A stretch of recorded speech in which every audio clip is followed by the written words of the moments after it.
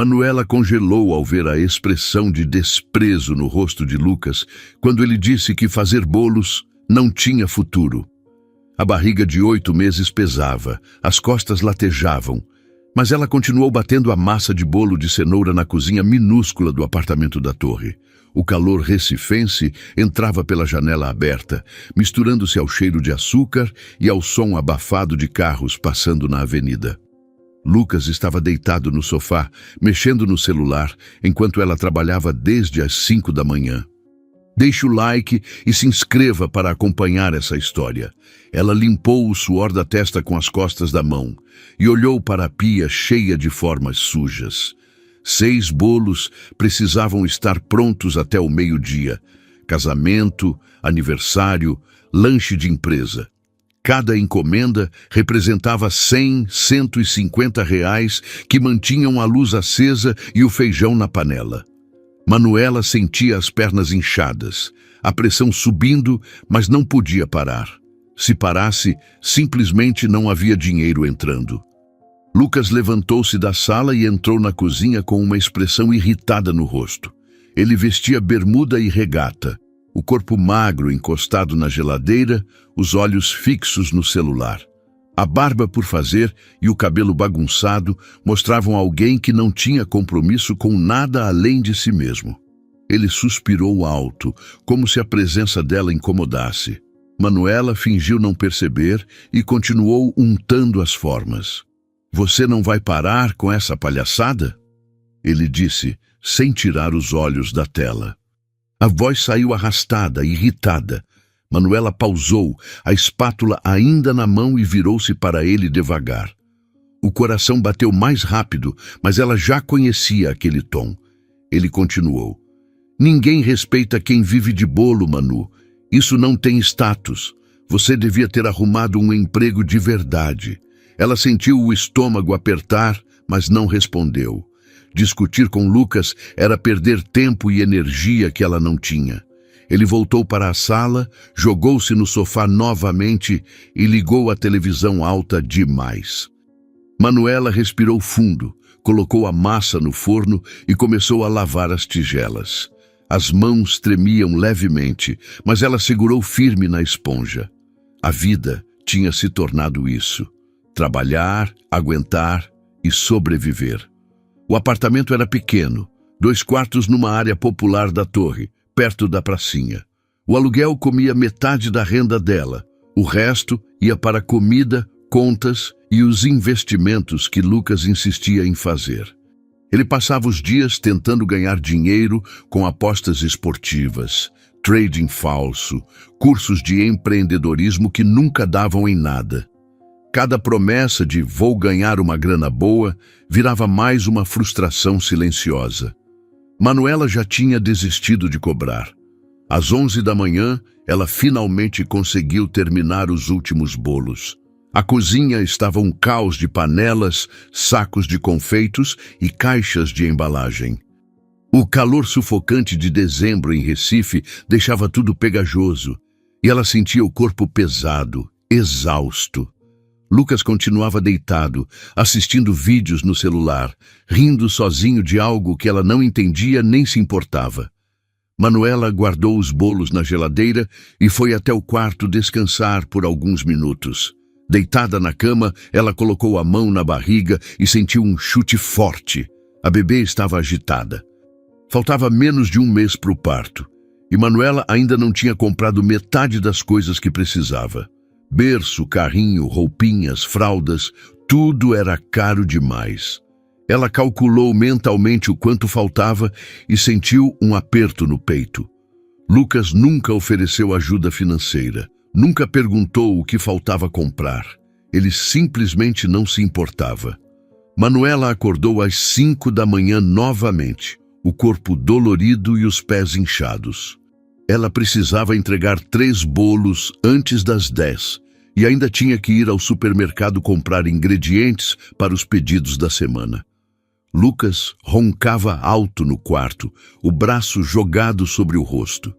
Ela vestiu o vestido mais confortável que tinha, amarrou o cabelo num coque frouxo e saiu sem fazer barulho. O ar da manhã estava abafado, e o céu começava a clarear sobre as casas da torre. Na padaria da esquina, ela comprou um café preto e um pão francês. Sentou-se numa mesinha de plástico do lado de fora e comeu devagar, observando os primeiros trabalhadores passando pela rua.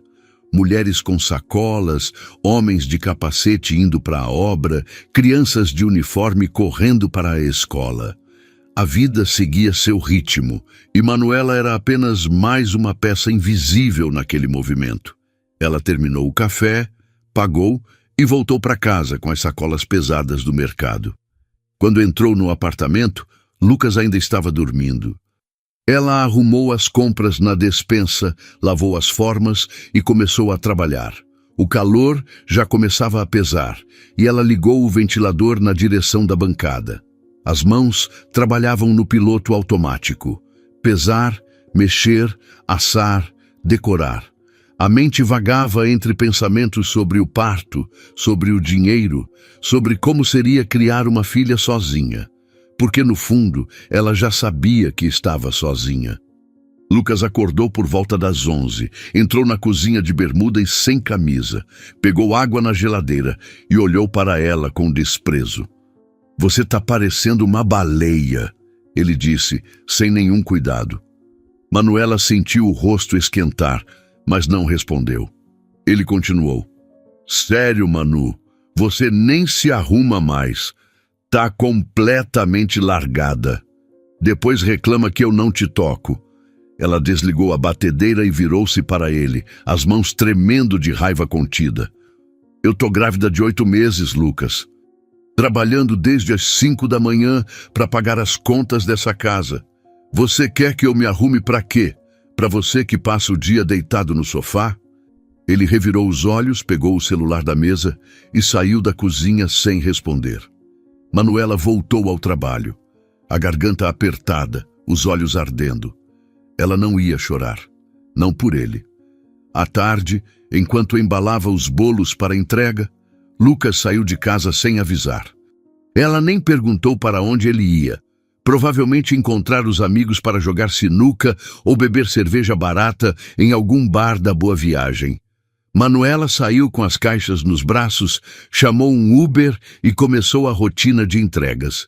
Cada cliente sorria, agradecia, elogiava o bolo. Ela sorria de volta, educada, e seguia para o próximo endereço.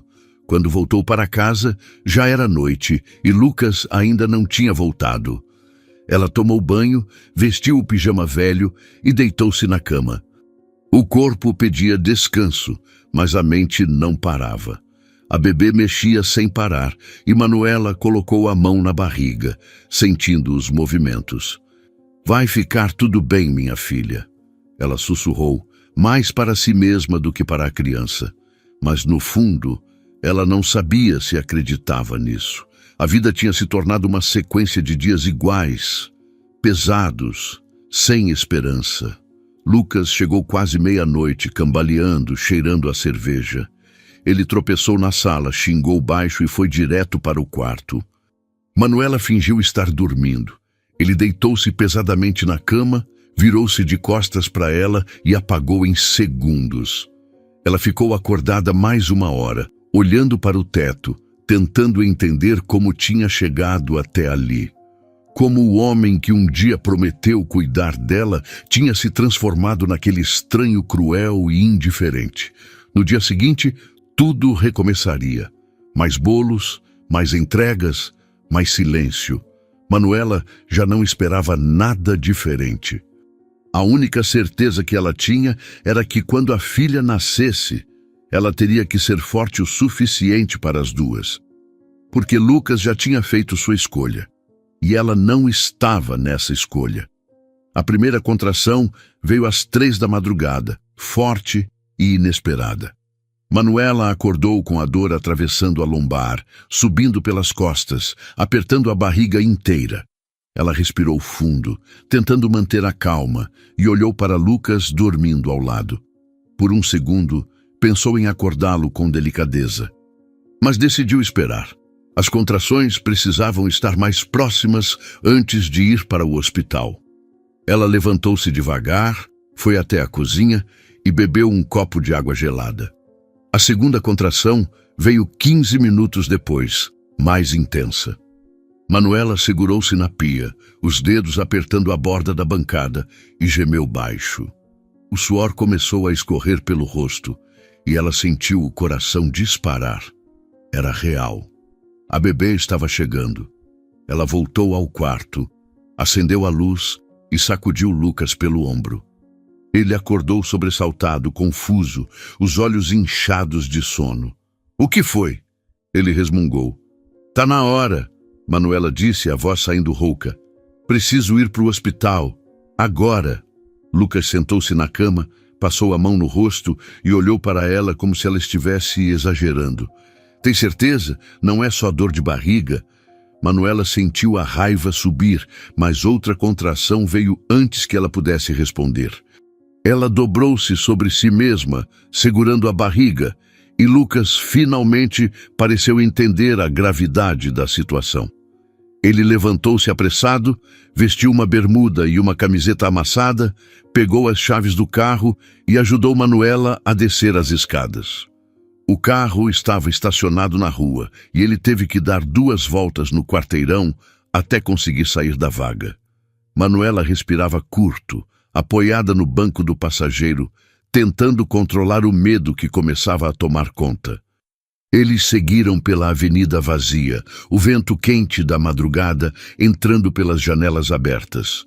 No caminho, enquanto Lucas dirigia em silêncio, Manuela pensou nas encomendas que tinha deixado anotadas no caderno.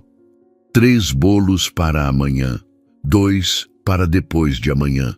Uma festa de 15 anos no sábado. Quem ia fazer? Quem ia entregar? O pânico financeiro misturou-se com a dor física e ela apertou os olhos tentando afastar os pensamentos. Mas eles voltavam, insistentes. "Meu Deus!" ela sussurrou. "Quem vai entregar os bolos de amanhã?" Lucas olhou para ela de soslaio descrente. "Sério, Manu? Você está em trabalho de parto e pensando em bolo?" Ela não respondeu. Ele não entendia. Nunca entenderia. Para ele era só comida. Para ela era sobrevivência. O carro entrou no estacionamento do hospital e Lucas parou na porta da emergência. Ele ajudou Manuela a sair e uma enfermeira veio correndo com uma cadeira de rodas. Em poucos minutos, ela estava numa sala de pré-parto, vestindo um avental azul conectada a monitores que apitavam o tempo todo. Lucas ficou num canto da sala, mexendo no celular. Manuela sentiu outra contração vir, mais forte que todas as anteriores. Ela gritou, apertou o lençol entre os dedos e respirou como a enfermeira mandou. A dor era insuportável, mas ela sabia que precisava aguentar. A médica entrou, examinou-a e confirmou. "Você já está com 7 centímetros de dilatação. Logo seu bebê vai nascer." Manuela fechou os olhos e rezou em silêncio, para que tudo desse certo, para que a filha viesse saudável. 2 horas depois, Liz nasceu. Pequena, rosada, chorando alto. A enfermeira colocou a bebê no colo de Manuela e ela sentiu o peito explodir de amor e exaustão. As lágrimas desceram sem controle, molhando o rosto suado. Ela olhou para Lucas, esperando ver alguma emoção. Ele estava sentado na cadeira, olhando para o celular, o rosto inexpressivo. Nem se levantou para ver a filha de perto. Manuela segurou Liz com mais força e percebeu naquele instante que realmente estava sozinha. 2 dias depois, Manuela ainda estava internada na maternidade. O quarto era pequeno, com paredes brancas, uma cama estreita e um bercinho de acrílico ao lado. Liz dormia tranquila, embrulhada numa mantinha rosa. Manuela tentava amamentar, mas os mamilos estavam rachados e doloridos. Cada vez que a bebê sugava, ela mordia o lábio para não gritar. Lucas estava sentado na poltrona ao lado, jogando algo no celular, completamente desinteressado. O silêncio entre eles era pesado e incômodo. A enfermeira entrou no quarto para verificar os sinais vitais de Manuela. Ela mediu a pressão, Anotou tudo na prancheta e sorriu gentilmente. Tudo certinho, querida. Amanhã você já pode ter alta. Tem alguém em casa para te ajudar? Manuela hesitou, olhou para Lucas, que nem levantou os olhos do celular. Tenho, ela mentiu, forçando um sorriso. A enfermeira percebeu a tensão, mas não disse nada. Assentiu e saiu do quarto em silêncio. Foi então que o celular de Lucas tocou. Ele olhou para a tela, franziu a testa e atendeu rapidamente. Alô? A voz dele saiu impaciente. Do outro lado, uma voz masculina, formal, educada. Manuela conseguia ouvir o tom, mas não as palavras. Lucas levantou-se de repente, a postura mudando completamente. Ele saiu do quarto para o corredor, mas deixou a porta entreaberta. Manuela virou a cabeça tentando escutar. Senhor Lucas Albuquerque? A voz do advogado era clara agora. Aqui é do escritório Nóbrega em Associados. Estou ligando para informar que o testamento do seu tio-avô Severino será lido em breve. O senhor está citado como possível herdeiro. Precisamos que compareça ao escritório na próxima semana para tratar dos trâmites legais. O senhor pode confirmar sua presença? Lucas respirou fundo, o coração disparando. Sim, claro. Eu vou. Pode mandar o endereço por mensagem. Quando ele voltou para o quarto, o rosto estava diferente. Os olhos brilhavam com uma ganância que Manuela reconheceu imediatamente. Ele sentou-se na poltrona novamente, mas agora estava inquieto, mexendo no celular com urgência, pesquisando algo. Ela não precisou perguntar. Sabia que algo tinha mudado, e não era nada bom. Lucas começou a falar sozinho, em voz baixa, mas audível. Caramba! Finalmente! Finalmente essa vida vai mudar. Manuela sentiu o estômago embrulhar. O que foi? Ela perguntou, a voz cansada. Lucas olhou para ela com um sorriso torto, quase cruel. Nada que te interesse, ele disse, voltando a mexer no celular. Manuela não insistiu. Estava cansada demais para brigar. Liz acordou chorando e ela pegou a bebê no colo, tentando acalmá-la. Lucas continuou no celular, ignorando completamente o choro da filha. Como se não estivesse ali, como se nada daquilo importasse. Naquela noite, Lucas saiu do hospital dizendo que precisava resolver umas coisas. Manuela ficou sozinha no quarto escuro, com Liz no colo, o coração apertado. Ela sabia que algo estava errado. Muito errado. A enfermeira passou no corredor e espiou pela porta entreaberta. Tudo bem aí, mãezinha? Manuela forçou um sorriso e acenou que sim. Mas por dentro, ela sentia que sua vida estava prestes a desmoronar de vez. Lucas voltou de madrugada cheirando a cerveja. Ele entrou no quarto cambaleando, jogou-se na poltrona e apagou sem dizer uma palavra. Manuela ficou acordada, olhando para ele, tentando entender o que tinha acontecido. Mas a exaustão venceu e ela acabou dormindo com Liz nos braços. Quando acordou, já era manhã. E Lucas estava olhando pela janela com aquela expressão estranha no rosto, a mesma que ele tinha quando estava planejando algo. No dia seguinte, Lucas saiu cedo do hospital sem avisar para onde ia. Manuela recebeu alta pela manhã, mas ele não estava lá para ajudá-la a sair.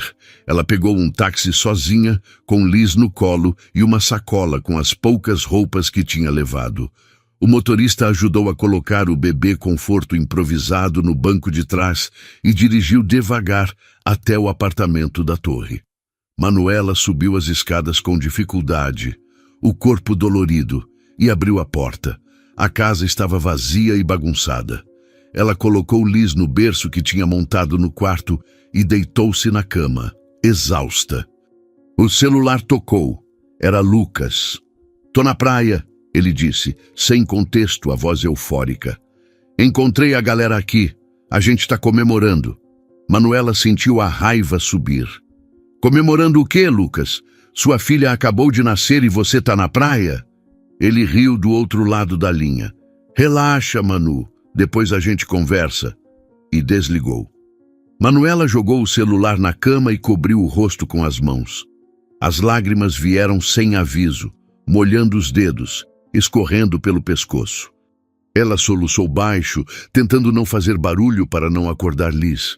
O desespero tomou conta do peito, apertando, sufocando. Como ela tinha chegado até ali? Como tinha se casado com um homem tão cruel? Ela não tinha resposta. Só tinha dor e cansaço. E uma bebê recém-nascida para cuidar sozinha. Lucas voltou quase meia-noite. Manuela estava amamentando Liz na sala quando ele entrou. Ele cheirava a cerveja e a protetor solar. O cabelo estava molhado, a camisa cheia de areia. Ele jogou a mochila no sofá e ficou parado na porta, olhando para ela. O silêncio foi longo, pesado. Manuela esperou. Esperou ele pedir desculpas. Esperou ele perguntar como ela estava. Mas ele não fez nada disso. Manu, a gente precisa conversar, ele disse, a voz estranhamente calma.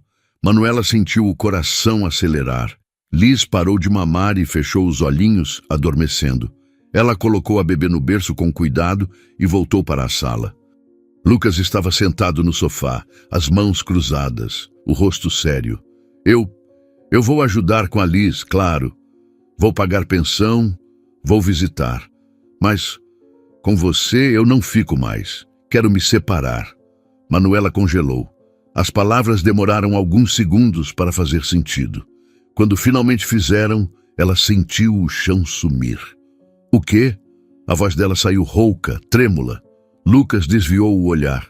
A gente não combina, Manu. Você sabe disso. Eu não sou feliz. E quando eu receber a herança, vou começar uma vida nova, sozinho. Ela vai ter tudo o que precisa, eu prometo. Mas eu não posso mais. Manuela ficou em silêncio por um longo momento. Depois começou a rir, um riso baixo, amargo, desacreditado. Lucas olhou para ela confuso. Você tá rindo? Tô, ela disse ainda rindo, os olhos cheios de lágrimas. Porque eu fui uma idiota, uma completa idiota. Acreditei em você, achei que você mudaria. Mas você é exatamente o que sempre foi, um covarde. Ele não respondeu, apenas levantou-se, pegou a mochila e foi para o quarto. Manuela ficou parada na sala, tremendo. Liz dormia tranquila no berço, alheia ao caos ao redor. Ela pegou o celular e ligou para Aline, sua melhor amiga. Aline atendeu no segundo toque, a voz preocupada. Manu, que foi? Você tá bem? Manuela respirou fundo, tentando controlar o choro. Aline, eu preciso de ajuda. Aline não hesitou. Pega suas coisas e vem pra cá. Agora. Aline morava num apartamento pequeno, mas aconchegante, no bairro das Graças. Quando Manuela chegou com Liz nos braços e uma mala velha na mão, Aline abriu a porta e abraçou a amiga com força. Manuela desmoronou. Chorou tudo que tinha segurado nos últimos dias. Chorou pela traição, pela solidão, pelo medo do futuro. Aline não disse nada. Apenas segurou a amiga e deixou que ela desabasse. Depois, ajudou a levar as coisas para dentro e montou um cantinho improvisado para Liz, no quarto de hóspedes. Nos primeiros dias, Manuela mal conseguia sair da cama.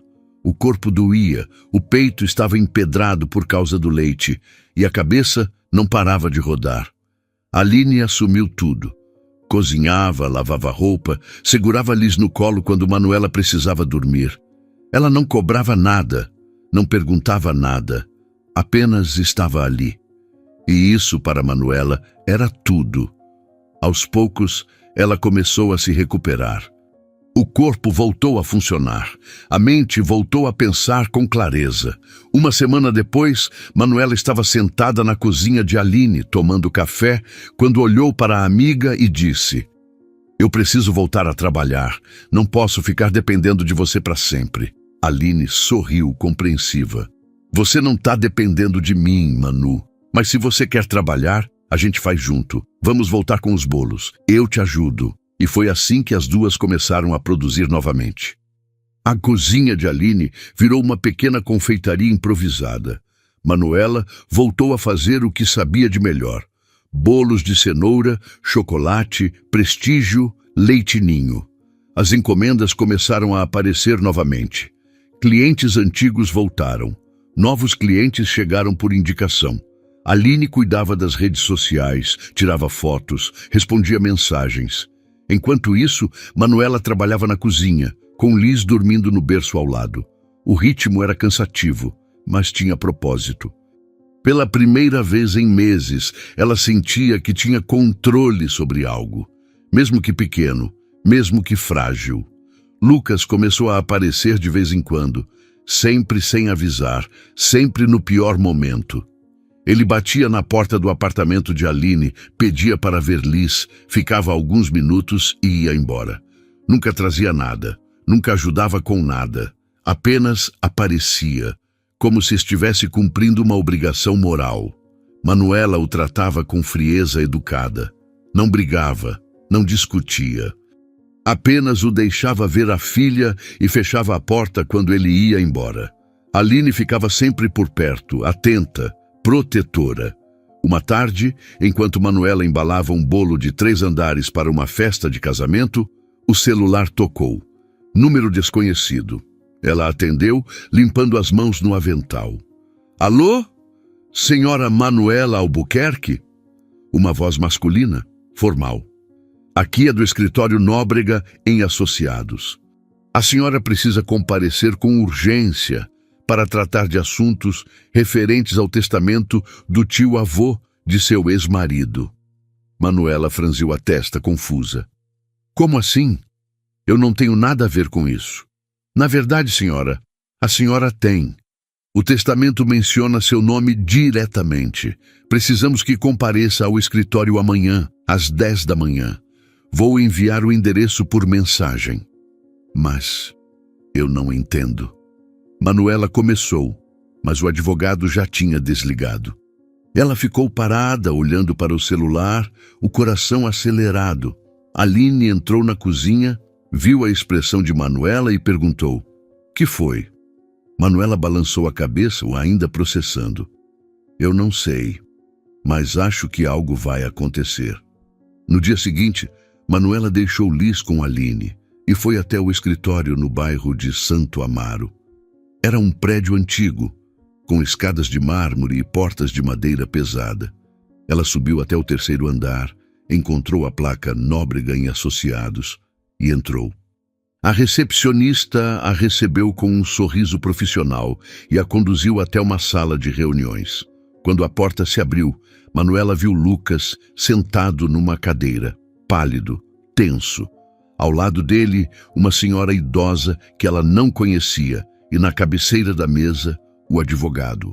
O advogado era um homem de uns 60 anos, cabelo grisalho, terno escuro, impecável. Ele ajustou os óculos e olhou para Manuela com uma expressão neutra. "Senhora Manuela, por favor, sente-se. Obrigado por comparecer." Manuela sentou-se na cadeira ao lado de Lucas, que não olhou para ela. O corpo dele estava rígido, as mãos apertadas sobre as coxas. A senhora idosa ao lado, provavelmente uma tia de Lucas, observava tudo em silêncio, o rosto cansado e desconfiado. O advogado abriu uma pasta de couro e tirou um documento antigo com várias páginas grampeadas. Ele colocou os óculos de leitura e começou a falar, a voz firme e clara. "Estamos aqui para a leitura do testamento do Sr. Severino Albuquerque, falecido há 3 meses. O testamento foi redigido há 5 anos e deixa claro a divisão de seus bens." Manuela sentiu o coração bater mais rápido. Ela não conhecia Severino. Nunca tinha ouvido falar dele. Por que ela estava ali? O advogado continuou. "O Sr. Severino deixou para seu sobrinho neto, Lucas Albuquerque, a quantia total de R$2.300.000 em imóveis, investimentos e dinheiro." A sala ficou em silêncio. Lucas fechou os olhos, respirando fundo. A tia, ao lado dele, cruzou os braços, insatisfeita. Manuela apenas esperou. Ela sabia que havia algo mais. O advogado virou a página e continuou, agora com um tom mais pesado. No entanto, há uma cláusula especial. O senhor Severino determinou que Lucas só receberia a herança caso permanecesse casado com Manuela por pelo menos 1 ano após o nascimento da primeira filha do casal, e caso demonstrasse responsabilidade e compromisso familiar. O advogado fez uma pausa, deixando as palavras caírem pesadas sobre a mesa. Lucas abriu os olhos, o rosto pálido. Manuela sentiu o ar faltar. Caso Lucas pedisse divórcio, abandonasse a família ou demonstrasse interesse pela herança antes de cumprir as condições, toda a herança seria automaticamente transferida para Manuela.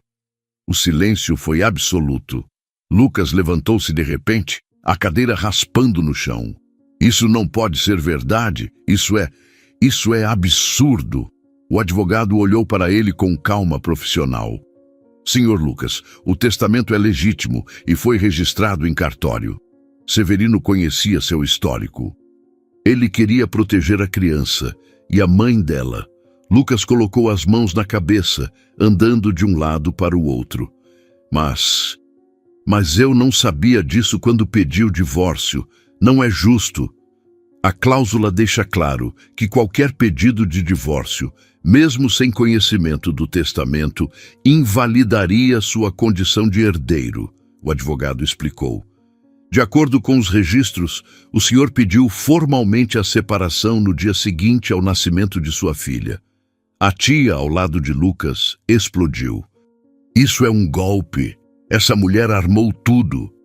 Manuela virou-se para ela, o rosto calmo, mas os olhos frios. Eu nem sabia que esse testamento existia. E se soubesse, não precisaria dele. Eu sempre me virei sozinha. O advogado fechou a pasta e olhou diretamente para Manuela. Portanto, senhora Manuela, de acordo com as cláusulas do testamento e as ações do senhor Lucas, a senhora é agora a herdeira legal de todos os bens deixados por Severino Albuquerque. Os documentos já foram preparados. Só precisamos de sua assinatura. Manuela ficou em silêncio, processando tudo. 2.300.000 reais. Uma vida inteira de segurança. Para ela, para Liz. Lucas caiu de joelhos na frente dela, as mãos tremendo. Manu, pelo amor de Deus, eu errei muito. Mas a gente pode voltar, a gente casa de novo. Eu vou ser um pai presente, eu juro. Pensa na Liz, Manu. Pensa na nossa filha. Manuela olhou para ele sem expressão. Depois, levantou-se devagar, ajeitou a bolsa no ombro e olhou para o advogado. Onde eu assino? Lucas tentou segurá-la pelo braço, mas ela se soltou com firmeza. Manu, por favor. Ela parou, virou-se e disse com a voz firme. Lucas, a herança era para a família. Você abandonou a sua. 3 meses depois, Manuela estava sentada na varanda do apartamento herdado em Casa Forte, tomando um café enquanto Liz dormia no carrinho ao lado. A vista dava para uma pracinha arborizada, onde crianças brincavam e cachorros corriam livres. O sol da manhã entrava pela janela, iluminando os móveis novos que ela tinha comprado com calma e gosto. Pela primeira vez em anos, ela se sentia em casa, de verdade, sem medo, sem aperto no peito, apenas paz. Aline tinha se mudado para um dos quartos do apartamento e virado sócia oficial da confeitaria que Manuela abriu. O nome era Liz em Açúcar, estampado numa placa elegante na fachada de um ponto comercial no bairro de Boa Viagem. O lugar era pequeno, mas charmoso, com mesas de madeira, paredes claras e um balcão cheio de bolos expostos. As redes sociais explodiram. Vídeos viralizaram. Encomendas chegavam de todo o Recife. Em pouco tempo, elas precisaram contratar 2 ajudantes.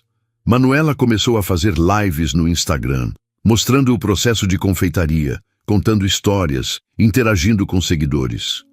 As pessoas se conectaram com ela, com a história dela, com a força dela. Ela nunca mencionou Lucas diretamente, mas deixava claro que tinha passado por algo difícil e tinha se reerguido. Os comentários eram cheios de apoio, de carinho, de admiração. Ela lia alguns, sorria e agradecia, mas no fundo sabia que não estava fazendo aquilo pelos outros, estava fazendo por ela e por Liz. Enquanto isso, Lucas afundava. Ele tentou contestar o testamento na justiça, mas todos os advogados que consultou disseram a mesma coisa. O documento era legítimo e ele não tinha chances. Ele perdeu dinheiro com honorários, perdeu tempo, perdeu dignidade. Sem a herança, sem Manuela, sem nada, ele voltou a morar com a mãe num apartamento apertado no bairro do Pina. Os amigos sumiram. As portas fecharam. Ele tentou arrumar emprego, mas não tinha experiência em nada. Só sabia apostar e perder. Ele tentou se aproximar de Manuela algumas vezes. Mandava mensagens, ligava, aparecia na confeitaria sem avisar. Ela sempre o tratava com educação fria e profissional. Você pode ver Liz no sábado, às 10 da manhã, aqui na confeitaria. Traz alguma coisa para ela. E era só isso, nada mais.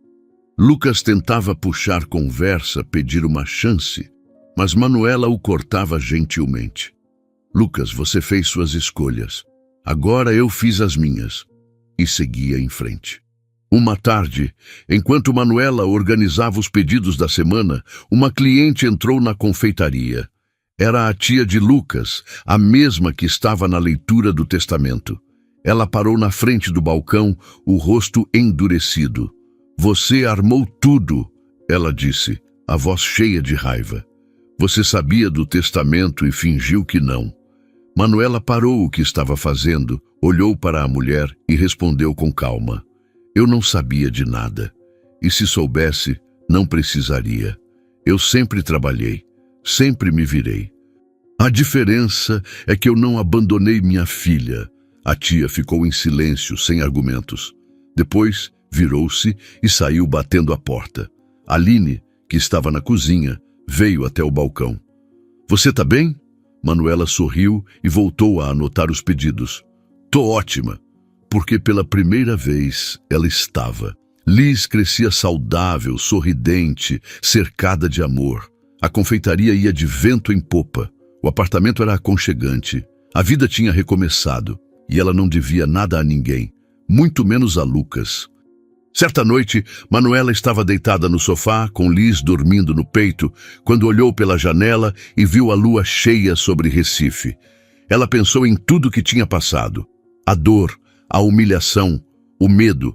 E em seguida pensou em tudo que tinha conquistado. A liberdade, a dignidade, o recomeço. Ela beijou a testa de Liz e sussurrou. A gente conseguiu, minha filha. Conseguimos. 6 meses depois, Manuela estava no shopping Recife com Liz no carrinho, comprando roupas para a bebê. Era um sábado à tarde e o shopping estava cheio. Ela parou numa vitrine de brinquedos, observando um ursinho de pelúcia, quando ouviu uma voz alta, estridente, do outro lado do corredor. Uma mulher jovem, de salto alto e roupa justa, discutia com alguém. Manuela virou-se e congelou. Era Lucas, e a mulher era a nova namorada dele. Você disse que tinha dinheiro, a mulher gritava, apontando o dedo para o rosto dele. Me trouxe aqui dizendo que ia me comprar um presente e agora vem com essa desculpa de que o cartão não passa? Lucas tentava acalmá-la, mas estava visivelmente constrangido. Amor, calma, é só um problema no banco. A gente resolve depois. A mulher revirou os olhos e o empurrou de leve. Você é um mentiroso, igual todo mundo me avisou. E saiu andando rápido, deixando Lucas parado no meio do corredor, vermelho de vergonha. Foi então que ele viu Manuela. Os olhos deles se encontraram. Por um segundo, ninguém se mexeu. Lucas olhou para ela com aquela expressão que ela conhecia bem. A expressão de quem está afogado e vê uma tábua de salvação. Ele caminhou na direção dela, as mãos no bolso, os ombros caídos. Manu, Ele começou, a voz baixa. Oi, Lucas. Ela disse, educada, sem calor. Liz estava acordada no carrinho, brincando com um chocalho. Lucas olhou para a filha, o rosto suavizando por um instante. Ela tá grande, tá linda. Tá, Manuela concordou sem prolongar. Ele respirou fundo, como se estivesse reunindo coragem. Manu, eu sei que eu estraguei tudo. Sei que não tenho desculpa. Mas será que a gente podia tentar de novo? Eu mudei. Eu juro que mudei. Ela olhou para ele. Realmente olhou. E o que viu foi um homem quebrado. Mas não sentiu pena, nem raiva. Apenas indiferença. Lucas, eu te desejo o melhor. De verdade. Mas eu não sinto mais nada por você. E não quero voltar. Ele tentou insistir. Mas a gente podia tentar pela Liz. Manuela balançou a cabeça firme. Liz tem uma mãe que a ama e que vai dar tudo o que ela precisa. E você pode ser o pai que quiser ser, mas eu não preciso de você para nada. Ele ficou em silêncio, sem argumentos. Manuela ajeitou Liz no carrinho e começou a andar. Lucas a chamou mais uma vez.